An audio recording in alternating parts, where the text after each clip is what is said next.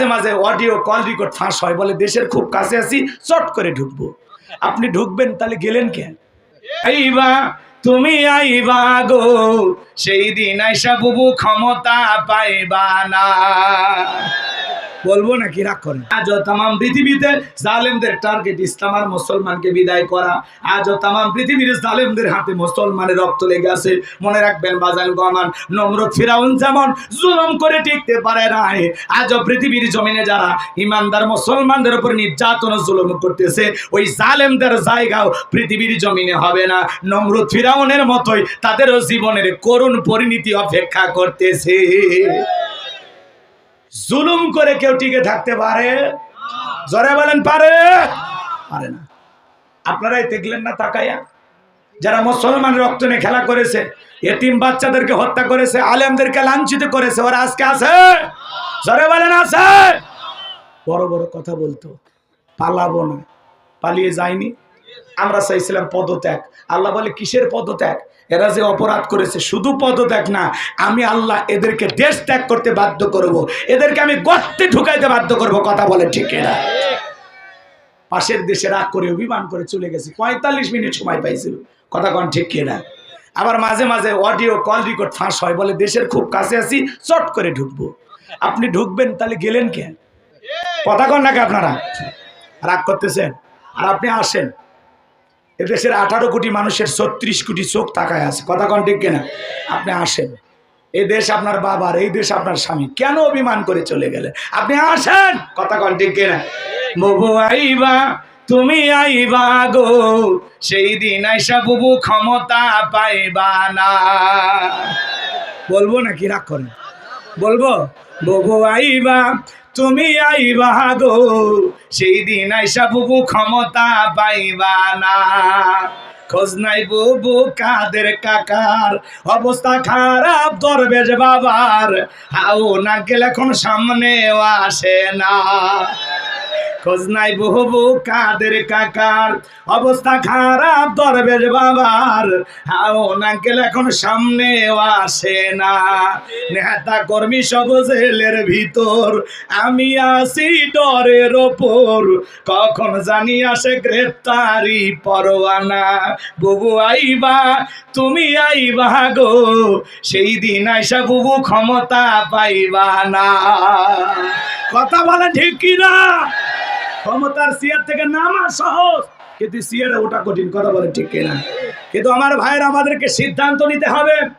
America তাদের 47তম president বানাইলেন Donald ট্রাম্পকে, তার সাথে প্রতিদ্বন্দ্বিতা করেছিল, তার বিরোধী দল ছিল কমলা হ্যারিস। তারা আমেরিকা দেখেন ভিতরে ভিতরে কত সেনা, ওরা কোনো নারীকে তাদের প্রেসিডেন্ট বানায় না। কথা বলেন, আজও পর্যন্ত হয়নি। আমরাও আগামীতে সিদ্ধান্ত নেব, বাংলাদেশ আর যাই হোক, কোন নারীকে আমরা প্রধানমন্ত্রী বানাবো না। কারা কারা চান আগামীতে বাংলাদেশে পুরুষ প্রধানমন্ত্রী? দুই হাত তুলে দেখান। লিল্লাহে তাকবীর, লিল্লাহে তাকবীর।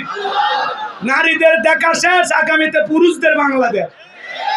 হ্যাঁ, ওদের রাগ বেশি, জেদ বেশি। দেখেন না মাঝে মাঝে ঘরে ঝগড়া লাগে, হাঁড়ি পাতিল সব ভেঙে ফেলে দেয়। মাঝে মাঝে বাড়ি ঘরে ঝগড়া লাগে, স্বামীকে আছাড় মারে। মেয়েদের জেদ বেশি, রাগ বেশি, অভিমান বেশি। আর এরা একবার শান্তির জায়গা পেলে জীবন যাবে, ওই জায়গা ছাড়বে না। কথা কন। আর মেয়েরা যদি জেদ করে, রাগ করে, ঘরে যদি আগুন লাগাইতে পারে, বোঝেন নাই? ঘরে যদি আগুন লাগাইতে পারে, ওরা রাগ করে জেদ করে পুরো দেশের জনগণের মনের ভিতরে আগুন লাগাই দেবে। এই জন্য একটু সিদ্ধান্ত নিন, একটু পরিবর্তন হন। ঠিক আছে তো? ইনশাল্লাহ। নারী নেতৃত্ব অনেক দেখেছেন, এখন পুরুষের নেতৃত্ব দেখা লাগবে। কথা কন ঠিক কিনা? আর পুরুষ মানুষের অত রাগ জেদ নাই। পুরুষ মানুষকে পিটাইলেও আলহামদুলিল্লাহ, আর ওরা পিটাইলে ওইটা মনে রাখে, 32 বছর পরে হলো ওইটা প্রতিশোধ নেবে। কথা কয় না? কথা কয় না? এই জন্য বাজান গো আমার, ওদের দেখা শেষ, সামনেতে পুরুষের বাংলাদেশ। কথা বলেন ঠিক কিনা? আমার ভাইয়ারা, যে কথা আমি বলতে যাচ্ছিলাম, মন খারাপ করবেন না, অনেক লম্বা হয়ে যাবে, লম্বা করার সুযোগ নাই, দিনের বেলায় সময় কম, সংক্ষিপ্ত কথা বলে দিয়ে যায়। আমার ভাইয়েরা, বিশ্বনবী ডেকে বলে, বেলাল কালেমা পড়েছো, আপাতত প্রকাশ করা যাবে না। হযরত বেলাল ডেকে বলে, নবী আমার জীবনের কোনো দাম নাই, আমার মনি বোমায়কে বলেছিলাম উর্দুম্বা ছাগল পেশাব পায়খানা করে দেয়, এই ঘরে থাকতে আমার বড় কষ্ট হয়। ওমায় ডেকে বলে, বেলাল উটুম্বা ছাগলের দাম আমার কাছে আছে, কিন্তু তোর মতো কালো হাফসি বেলালের দাম আমার কাছে নাই। জোরে কর নাউজুবিল্লাহ। নবী গো, আমার জীবনের কোনো দাম নাই, আপনি শুধু আমাকে দোয়া করে দেন মৃত্যু পর্যন্ত যেন কালেমার পথে টিকে থাকতে পারি। এই কথা বলে হযরত বেলাল চলে গেলেন। পরের দিন সকালবেলা সূর্য উদয় হয়ে গেছে, অনেকটা বেলা হয়ে গেছে। বেলাল দরজা খোলে না। অন্যান্য চাকর যারা আছে নালিশ নিয়ে চলে গেছে ওমায়ের কাছে, যা বলে নেতা এখন পর্যন্ত বেলাল দরজা খোলে নাই, তাই নাকি? বলে হ্যাঁ ঠিক আছে চলো যাই। দরজায় ডাক দেয়, বেলাল দরজা খোলো। হযরতে বেলাল দরজা খোলে না, জোরে করে ধাক্কা মারছে, দরজা খুলে গেছে। এইবার ওমায়া তাকায় দেখে যেই রাত্রিতে হযরত বেলাল কালেমা পড়ে মুসলমান হয়েছে, ওই রাত্রিতে একটা উটদুম্বা ছাগলের কাছে কোনো পেশাব পায়খানা নাই। জোরে কোন মারহাবা। আমার ভাইয়েরা, এইবার ওমায়া ডেকে বলে এসা করে দল, বেলালের বিরুদ্ধে মিথ্যা অভিযোগ দাও। তোমরা যখন ঘুমাচ্ছিলে বেলাল তখন ময়লা আবর্জনা পরিষ্কার করেছে, যাও নিজেদের কাজ করো। ওদেরকে তাড়িয়ে দিয়া এক পা দুপা করে বেলালের কাছে চলে গেলেন। হালকা করে বেলালকে ধাক্কা মারছে, যখন জবান দিয়ে কালেমার আওয়াজ বের হয়েছে তখন এইবার ওমায়া ডেকে বলে বেলাল রে, তোর জবান দিয়ে কি শুনলাম, তুমি কি মুসলমান হয়েছ? হযরতে বেলাল দেখে বলে মুসলমান হয় যারা মিথ্যা কথা বলতে পারে না তারা। ওয়াকুলু কওলান সাদি, মুসলমানেরা হবে সত্যবাদী। হযরত বেলাল দেখে বলেন গতকাল রাত্রিতে আমি নবীজির হাতে হাত রেখে কালেমা পড়ে মুসলমান হয়েছি। এই কথা শোনার পরে ওমায় ডেকে বলে বেলাল উটদুম্বা ছাগলের মালিক বানায় দেব, থাকার জন্য ভালো করে ব্যবস্থা করে দেব। হযরতে বেলাল ডেকে বলে ওমাই রে, ও ওমাইয়া আমার মনিব, দুনিয়ার কোনো পার্থিব সম্পদের বিনিময়ে বেলাল তার ঈমানটাকে বিক্রি করবে না। চিৎকার মেরে বলুন আল্লাহু আকবার। এইবার ওমায় ডেকে বলে আমার কথা না শুনলে বড় নেতা আবু জেলকে খবর দেব। হযরতে বেলাল ডেকে বলে কোন বড় নেতা ছোট নেতা এখন কাউকে গোনার টাইম নাই। আমি দুনিয়ার কোন আবু জেলকে ভয় করি না, আমি ভয় করি আমার আল্লাহকে। এইবার বাজান গো আমার, ওমায়া দৌড়ে চলে গেছে আবু জেলের বাড়িতে, যা বলে নেতা সংবাদ খুব খারাপ, আমার বাড়ির কৃতদাস বেলাল কালেমা পড়ে মুসলমান হয়েছে। তাই নাকি? বলে হ্যাঁ ঠিক আছে যাও আমি আসতেছি। আবু জেলের একটা বিশেষ বাহিনী ছিল যাদের কাজই হলো মুসলমানদের উপর নির্যাতন জুলুম চালানো। আজও পৃথিবীর দিকে তাকায় দেখেন জালেমদের বিশেষ একটা বাহিনী থাকে যাদের কাজই হলো টুপিওয়ালা দাড়িওয়ালা ইমানদার আলেমদের উপরে নির্যাতন জুলুম চালানো। ওদের একটা গোপন বাহিনী থাকে। কথা বলে রাগ করবেন না বাজান গো আমার। কি অপরাধ, কি অপরাধ, কি অপরাধ মসজিদের ইমাম মুয়াজ্জিমের কথা কন না কেন?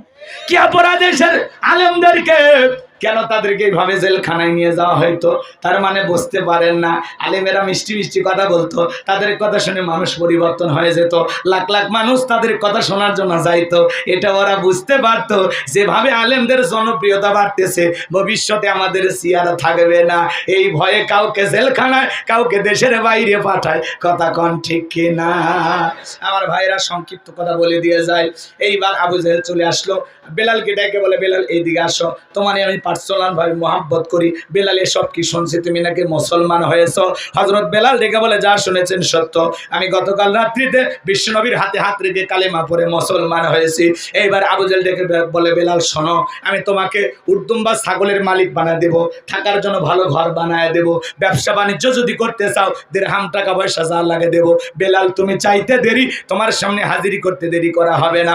হযরত বেলাল ডেকে বলে আবু জেহেল রে, দুনিয়ার সব সম্পদ যদি দিতে চাও, দুনিয়ার সব সম্পদ ছাড়তে রাজি, কিন্তু বিশ্বনবীর কালেমা ছাড়তে রাজি নাই। চিৎকারে মেরে বলুন আল্লাহু আকবার। বেলালের মতো যারা খাঁটি ইমানদার এদেরকে টাকা দিয়ে কেনা যায় না, কিন্তু মুনাফিক মার্কা মুসলমান যারা টাকার কাছে বিক্রি হয় তারা টাকা পাইলে ওরা বাতিলের পাশাটা গোলাম হয়। টাকা যেই দিকে ওদের ফতুয়া সেই দিকে, টাকার জোরে ওদের ফতুয়া ঘরে বৈধকে অবৈধ বলতো আর অবৈধকে বৈধ বলে চালিয়ে দিত। কথা বলেন ঠিক কি না? আমার ভাইয়েরা, এক প্যাকেট বিরিয়ানি পাইলে কই ম্যাডাম আপনি জান্নাতি। এরকম হুজুর আছে না নাই? লম্বা হবে বাজান, লম্বা করব না, অনেক কথা বলার আছে, সামনের দিকে যায়। যে কথা বলতে চাচ্ছিলাম, এইবার আবু জেহেল ডেকে বলে বেলাল সোজা আঙ্গুলে ঘিউ না উঠলে আঙ্গুলে একটু বাঁকা করা লাগবে। এই কথা বলে যুবকদেরকে লিলিয়ে দিল, এই বেলালকে চাবুক দিয়ে পিটাও। কেউ তো নাই দেখা, এইবার চাবুক দিয়ে পিটানো শুরু হলো। পিটাইতে পিটাইতে ইসলামের প্রথম মুয়াজ্জিন হযরতে বেলাল, এরা যত জোরে চাবুক মারে তত জোরে কালেমার জিকির করে। বাবারে মারে লাগতেছে ছাইরে দাও, এগুলো বলে না। এরা মারে আর জিকির করে লা ইলাহা ইল্লাল্লাহ, লা ইলাহা, মালিকের নামে জিকির করে। এইবার পিটাইতে পিটাইতে কালো চামড়া গুলো ফেটে রক্ত ঝরতে লাগলো। আবু জেহেল থেকে বলে, বেলাল রে, তোরে চাবুক দিয়ে মারতে মারতে কালো চামড়া গুলো ফেটে রক্ত ঝরতেছে, তারপরে কি কালেমা ছাড়বি না? হযরত বেলাল থেকে বলে, আবু জেহেল রে, মারতে মারতে যদি মেরেও ফেলে দাও, জীবনটা দিতে রাজি, নবীজির কালেমা ছাড়তে রাজি না।